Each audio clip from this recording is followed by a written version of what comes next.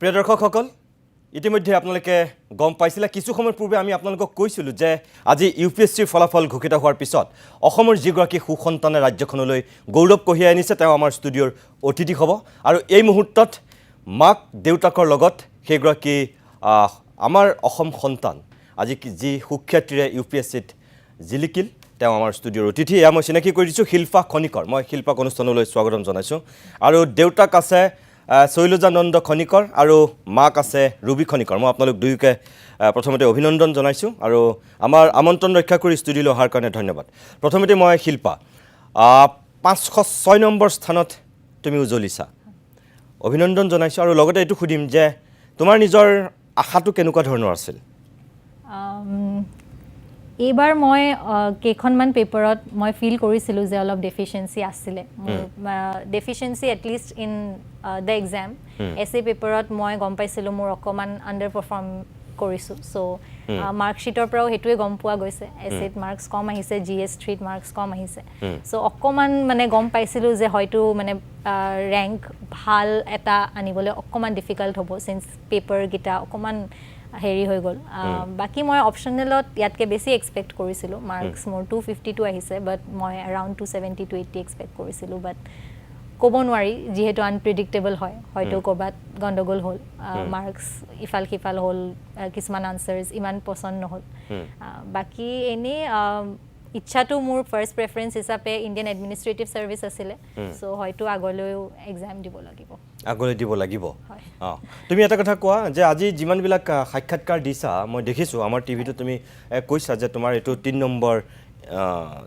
এইমত তুমি এটেম্পটত তুমি পালাগে গৈ ইয়াৰ আগতে দুবাৰ দিছিলা কিন্তু তোমাৰ আগতে বৰ কিমান মন আছিল মই নাজানো কিন্তু আজি তোমাৰ কথাখিনি শুনি মোৰ এনেকুৱা লাগিছে যে তুমি BSc পাছ কৰাৰ পিছতহে তুমি যেন এই দিশটোৰ প্ৰতি মানে ইউপিএছচিৰ প্ৰতি বেছি তুমি আগ্ৰহ প্ৰকাশ কৰিলা মোৰ নিজৰ অনুভৱটো তেনেকুৱা হৈছে হয় মই বিটেক গ্ৰেজুৱেট হয় ইলেক্ট্ৰিকেল ইঞ্জিনিয়াৰিঙত তাৰ আগত মই ইমান চিভিল সাৰ্ভিসেছৰ প্ৰতি মানে মই ভাবা নাছিলোঁ তেনেদৰে অফক'ৰ্ছ আই নিউ পিপল যোন আছে চিভিল সাৰ্ভিসেছত and of course they have inspired me but মোৰ নিজৰ ইণ্টাৰেষ্টটো অকণমান লেট আহিলে এইটো ফিল্ডত এণ্ড চ' মোৰ জাৰ্ণিটোৱে ষ্টাৰ্ট হৈছিলে when I was around 23 plus so' অকণমান লেট ষ্টাৰ্ট এটা হৈছিলে গ্ৰেজুৱেশ্যনৰ পিছত 1 বছৰ আই ৱাজ ৱৰ্কিং তাৰপিছত মই ডিচাইড কৰিছিলোঁ যে মই ষ্টাৰ্ট কৰিম এণ্ড মই যিমান পঢ়িলোঁ মেলিলোঁ তাৰপিছত মোৰ বহুত ইণ্টাৰেষ্ট আহিলে আৰু তুমি ইলেক্ট্ৰিকেল বিটেক তুমি NIT শিলচৰ তাৰ পৰা কৰিছা আৰু ইয়াত তুমি কটনত হায়াৰ ছেকেণ্ডেৰী কৰিছিলা আৰু তোমাৰ আনন্দ একাডেমি স্কুলিং এই যে এবছৰ তুমি চাকৰি কৰিলা তাৰপিছত এৰিলা বুলি কৈছা অকল ইউপিএছচিৰ কাৰণে নে বেলেগ কাৰণত মই চাকৰিটো UPSC দিম বুলি ডিচাইড কৰি এৰা নাছিলোঁ যেতিয়া ইনিচিয়েলি ডিচাইড কৰিছিলোঁ অকণমান সেইটো সময়ত মাইণ্ডছেটটো অলপ আনষ্টেবল আছিলে কি কৰিম ভালকৈ ডিচাইড কৰিব পৰা নাছিলোঁ জব ছেটিছফেকশ্যন ইমান ফিল কৰা নাছিলোঁ that was the primary reason but সেইটো সময়ত মই আৰু অলপ বেলেগ ফিল্ডছো এক্সপ্ল'ৰ কৰি আছিলোঁ বাট মোক এইটো ফিল্ডত ইণ্টাৰেষ্ট আৰু ছ'চিয়েল ইছ্যুজত ইণ্টাৰেষ্টটো বেছি আছিলে এণ্ড আই ফেল্ট যে আই could do good in this field so মই then start কৰিলোঁ but job এৰাৰ primary reason এইটো বুলি নকওঁ আৰু এটা কথা কোৱা যে তুমি এতিয়া ক'লা যে আকৌ এক্সাম দিবা তুমি চাকৰি জইন কৰিবা নে নকৰাকৈ আকৌ এক্সামৰ কাৰণে সাজু হ'বা এতিয়া বৰ্তমানটো ভাবিব টাইমে পোৱা নাই 5 জুনত প্ৰিলিমছ আছে চ' প্ৰিলিমছটো দিম তাৰপিছত জইনিংটো আই থিংক ডিচেম্বৰত ফাউণ্ডেশ্যন কৰ্চটো অপশ্যনেল হয় ফৰ অনলি IASৰ কাৰণে মেণ্ডেটৰী হয় চ' বাকীবিলাকে ডিচেম্বৰটো জইন কৰোঁ যিমান মই শুনিছোঁ চ' সেইটো ভাবিব লাগিব বৰ্তমান ভালদৰে ডিচাইড কৰিব পাৰা তোমাৰ এইমটো কি মানে IAS নে IPS নে বেলেগ কিবা IAS হয় আৰু এটা কথা কোৱাচোন যে এতিয়ালৈকে আমি গম পোৱা মতে অসমৰ ইমান এই 685 গৰাকীৰ ভিতৰত তোমাৰ নামটো এতিয়ালৈকে ওলাই আছে একমাত্ৰ বুলি আমি গম পাই আছোঁ তুমি গম পোৱা নেকি আৰু কোনোবা আছে নেকি মই তেনেকৈ গম নাপাওঁ খালি যেতিয়া ইণ্টাৰভিউ চলি আছিলে তো ইউটিউবত কিছুমান ইণ্টাৰভিউ পষ্ট ইণ্টাৰভিউ কিছুমান চেনেলছ যে হেৰি লয় তো তেতিয়া আই চ এজন যুৱক আছিলে তেওঁ 21-22 বছৰীয়াই আছিলে তেওঁ নগাঁৱৰ বুলি শুনিছিলোঁ মই সো ফাইনালি ক্লিয়াৰ হৈছে কি নাই হোৱা হেতু মই গম নাপাওঁ কিন্তু ইন্টাৰভিউত আৰু কেইজনমানৰ মই নাম জানিছিলোঁ ফাইনালি মই লিষ্টখন ভালকৈ চেক কৰিব পৰা নাই যে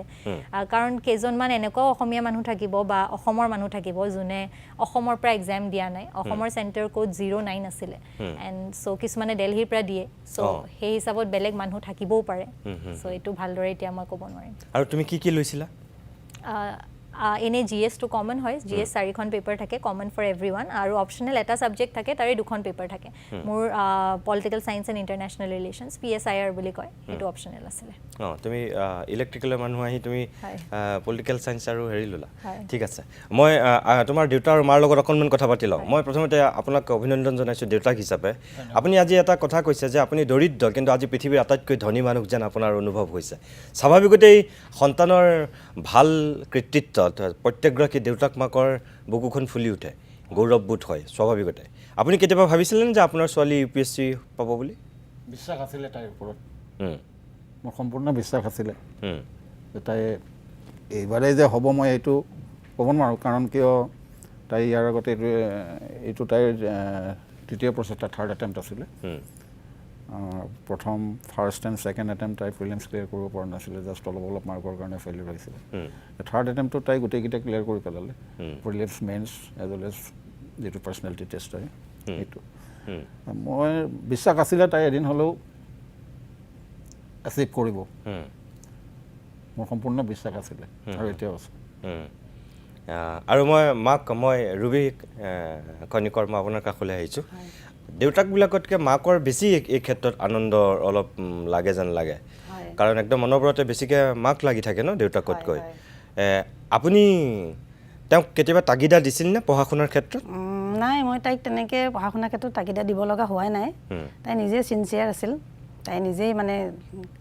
নিজেই লৈছিল আৰু সৰুৰ পৰা তাই কিতাপটো নিজেই লৈছিল তাই কোনোদিনে ক'ব লগা হোৱা নাই কিতাপ পঢ় এনেকুৱা আৰু তাই দিল্লীত কোচিং কৰিলে থাকোঁতেও মই ইমান ফোনো তাইক তেনেকৈ নকৰোঁ তাই ডিষ্টাৰ্ব হয় বুলিয়ে নকৰোঁ জাষ্ট ফোন কৰোঁ খবৰ লওঁ আৰু বিশেষ পঢ়া শুনাৰ কথাটো মই ইমানখিনি নাজানো আৰু তাইক ইমান সোধাও নহয় তাই জাষ্ট তাই কয় মা পঢ়ি আছোঁ মা পিছত কল কৰিম তেনেকৈ কয় মই ঠিক আছে হ'ব ফোন কাটি দিওঁ তেনেকুৱা আৰু বাকী তাই নিজেই চিনচিয়াৰ মানে এনে ক'ব লগা হোৱা নাই তেনেকুৱা দিল্লীত কোচিঙৰ কাৰণে কেতিয়া পঠিয়াইছিল আপোনালোকে তাই 2018ৰ পৰা আছিলে দিল্লীত তাতে 1 বছৰ কোচিং লৈছিল 19ৰ পৰা 19ত লৈছিল নেকি তাই ফাৰ্ষ্ট প্ৰিলিমছ 19ত দিছিল শিল্পা কিমান দিন ল'লা তুমি হয় ক্লাसेसটো ম্যাক্সিমাম 6-7 মান্থসে চলে 7-8 মান্থস চলে GSৰ ক্লাसेस অপচনেল ক্লাसेस 5 মান্থস চলে সো अराउंड মই 2018ৰ এন্ডত স্টাৰ্ট কৰিছিলো কোচিং একচুয়ালি এন্ড 2019ৰ মিড মানত শেষ হৈ যায় ক্লাसेस সো হিমান টাইমৰলৈকে ফাউন্ডেশন কোৰ্সটো অলমোস্ট 1 ইয়াৰ চলে GSৰ ফাউন্ডেশন কোৰ্স অপচনেল ক্লাস বেছি দিন নচলে 4-5 মান্থস সাধাৰণতে আমি দেখোঁ যে UPSCত ফলাফল দিয়াৰ লগতে মানে লগে লগে ৰাজ্যখনত এটা খুব উৎসৱমুখৰ পৰিৱেশ হয় মানে গৌৰৱ কৰে সবেই কিমানজনে পালে হেতুক লৈ মানে এটা উৎসুকতা বৃদ্ধি হয় মাজতে একেবাৰে নাছিল তাৰ মাজত 2-3 জন 4 জন এনেকৈ পাবলৈ ল'লে 5 জনলৈকেও পালে তাৰপিছত কিন্তু আকৌ লাহে লাহে কমি গ'ল যোৱাবাৰো এজন এইবাৰো এতিয়ালৈকে তুমি অকল তুমি কি বুলি ভাবা যে কিয় আমাৰটো টেলেণ্ট কম নহয় আমাৰ ল'ৰা ছোৱালীটো সকলো ঠিকে আছে কি কাৰণে মানে সংখ্যাটো কম এই এতিয়ালৈকে 685 গৰাকীৰ ভিতৰত অকল এগৰাকী অসমীয়া কিয় ইমান কম বুলি তুমি ভাবা I think অলপমান এক্সপোজাৰ টু মেবি অকমান নিজৰ ফালৰ পৰা এক্সপোজাৰ টু মোটিভেশ্যন টু কম আছে এক্সপোজাৰ টু অলপ কম আছে এইটো UPSC এক্সামক লৈ পেলাই এণ্ড বহুত মানুহে জেনেৰেলি ষ্টেট চিভিল সাৰ্ভিসেছৰ কাৰণেই প্ৰিপেয়াৰ কৰে যে এণ্ড দেৰ মেবি এটা ইনফেৰিয়ৰিটি কমপ্লেক্স এটাও যিমান কনভাৰসেশ্যনৰ থ্ৰু দি আৰু যে আমি কেনেকৈ UPSC ক্ৰেক কৰিম এনেকুৱা এটা মানে কথা শুনিব পোৱা যায় সো এইটো এটা ইনফেৰিয়ৰিটি কমপ্লেক্স এটা ফিল কৰে এইটো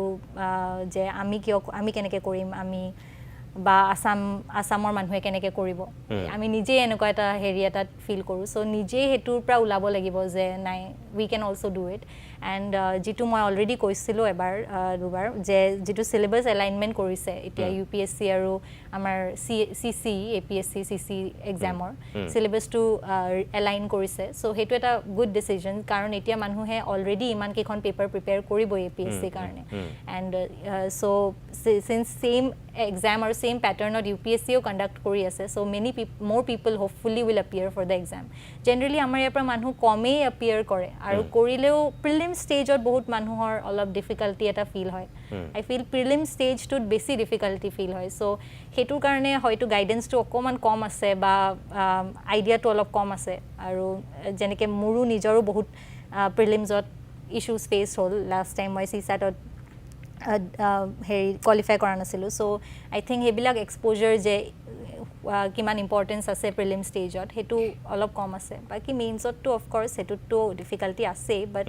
আই থিংক এতিয়াও উই শ্বুড বিলিভ বা হোপ যে বা এফৰ্টছো ল'ব লাগিব যে মটিভেট কৰিব পাৰি not only towards this examination আদাৰ ফিল্ডছতো যে উই কেন টেক ইনিচিয়েটিভ আৰু তুমি APSC দিছিলা নেকি APSC মোৰ ইণ্টাৰভিউ আছে 3rd জুনত অঁ আচ্ছা মই সময়টো শেষ হৈছে যিহেতু মই দেউতাক শৈলজানন্দ কৰ্ম আপোনাক এটা কথা সুধোঁ শেষত আপুনি খুব নিজে কৈছিল যিহেতু খুব ধনী মানুহ নহয় খুব একেবাৰে অভিজাত ফেমিলি নহয় আপুনি মধ্যবিত্ত শ্ৰেণীক প্ৰতিনিধিত্ব কৰা ব্যক্তি যিসকল অভিভাৱকে আমাৰ এই অনুষ্ঠানটো এই মুহূৰ্তত চাই আছে তেওঁলোকৰ কাৰণে এই যে মই ক'লোঁ আপোনাৰ ছোৱালী একমাত্ৰ এইটো বেটছত এতিয়ালৈকে আমাক লাগে এনেকুৱা বহুত এটা বেটছত অসমৰ পৰা 10-12গৰাকীয়ে পালেতো খুব ভাল লাগে আৰু তেনেকুৱা আশা কৰে মানুহে এতিয়া ইয়াত ধৰক IASৰ কোচিংবিলাক এতিয়া গুৱাহাটীতো বা অসমৰ বিভিন্ন প্ৰান্তত এতিয়া সেই চেণ্টাৰবিলাক খুলিছে IASৰ সংখ্যা বৃদ্ধি হওক UPSC পাওক তেনেকুৱা এটা মানসিকতাৰে কিন্তু সেইটো এতিয়াও সুদূৰ পৰাহত হৈ আছে যিসকল অভিভাৱক আমাৰ এই অনুষ্ঠান চাই আছে আপুনি সেই অভিভাৱকসকলক যদি কওঁ যে অসম্ভৱ একো নহয় মধ্যবিত্তৰ ফেমিলিৰ পৰা গৈ সকলো সম্ভৱ কৰিব পাৰি আপুনি কি বুলি ক'ব নিশ্চয় পাৰি মধ্যবিত্ত বুলি নহয় নিম্ন মধ্যবিত্ত বা একেবাৰে দাল দৰিদ্ৰ শ্ৰেণীৰ পৰাও যে যাব নোৱাৰিব সেইটো হয় তাৰ পৰাও পাৰিব একেবাৰে দৰিদ্ৰ খাপৰ মানুহৰ পৰাও গৈ ওলাব তেনেকুৱা উদাহৰণ নথকাও নহয় সকলোৱে পাৰিব ডেডিকেশ্যন লাগিব ল'ৰা ছোৱালীৰ ডেডিকেশ্যন লাগিব মাক বাপেকৰ প্ৰপাৰ গাইডেঞ্চ আৰু এইখিনিয়ে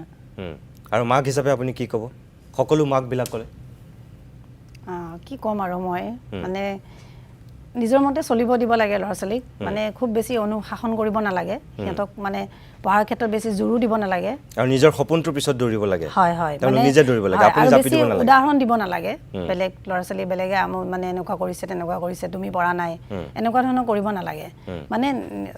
মানে শিকাব লাগে যে নিজে চেষ্টা কৰা তুমিও পাৰিবা বাকীটো আমি পেকত আছোৱেই খুব ভাল কথা কৈছে শিল্পা একদম শেষৰটো বাক্য যে তুমি এতিয়া যিসকলে আহি থকা দিনত UPSC দিব বিচাৰিব এতিয়া ধৰা এইবাৰ তোমাকে সকলোৱে আদৰ্শ কৰি ল'ব পাৰে যে তুমি একমাত্ৰ অসমৰ শিক্ষাৰ্থী যি এতিয়ালৈকে স্থান পালা তোমাক ধৰা অনুসৰণ কৰিছে তেওঁলোকক কি ক'বা এতিয়া এইটোৱে ক'ম আৰু যে পচিবলটো হয় এণ্ড যদি ডিমোটিভেটেড ফিল হয় তেনেহ'লে অ'পেন আপ হ'ব লাগে বহুত আমাৰ এছপিৰেণ্ট কমিউনিটিটো বহুত ষ্ট্ৰং হয় UPSCৰ এণ্ড বহুত প্লেটফৰ্মছত এভেইলেবল হয় আমি প্ৰাইভেচিও পাওঁ এননিমিটিও থাকে চ' সেইটোৰ পৰা হেল্প ল'ব পাৰি নিজৰ ফ্ৰেণ্ডছৰ পৰা নিজৰ ফেমিলিৰ পৰা কানেক্ট কৰি পেলাই হেল্প লৈ পেলাই যিখিনি ডাউন মুমেণ্টছ থাকে কাৰণ এইটো এক্সামত 3টা stage all stages difficult in its own way so' failure হোৱাৰ চান্স বেছি থাকে then success at some stage so' সেইটোৰ পৰা যদি ডিমোটিভেট হয় অলপ টাইম ব্ৰেক লৈ পেলাই নিজকে আকৌ সংযুক্ত কৰি আকৌ প্ৰচেছটোত এণ্টাৰ কৰিব লাগে গুড কংগ্ৰেচুলেশ্যন পুনৰবাৰ তুমি আগবাঢ়ি যোৱা শুভেচ্ছা জনালোঁ আৰু তোমাক লৈ আমি যাতে ভৱিষ্যতলৈকো গৌৰৱ কৰিব পাৰোঁ আৰু তোমাৰ আশাবিলাক পূৰ হওক তুমি আকৌ এক্সাম দিম বুলি কৈছা পৰীক্ষা দিয়া আৰু ইয়াতকৈ তুমি ৰেংকটো ওপৰলৈ আনিব চেষ্টা কৰিবা যিহেতু কৈছাই ভগৱানে তোমাক সহায় কৰক তোমাৰ ভৱিষ্যত জীৱনলৈ বহুত বহুত শুভেচ্ছা আমি প্ৰতিদিন গোষ্ঠীয়ে অভিবাদন জনাইছোঁ দেউতাক মাক আপোনালোককো পুনৰবাৰ অভিনন্দন জনাইছোঁ থেংক ইউ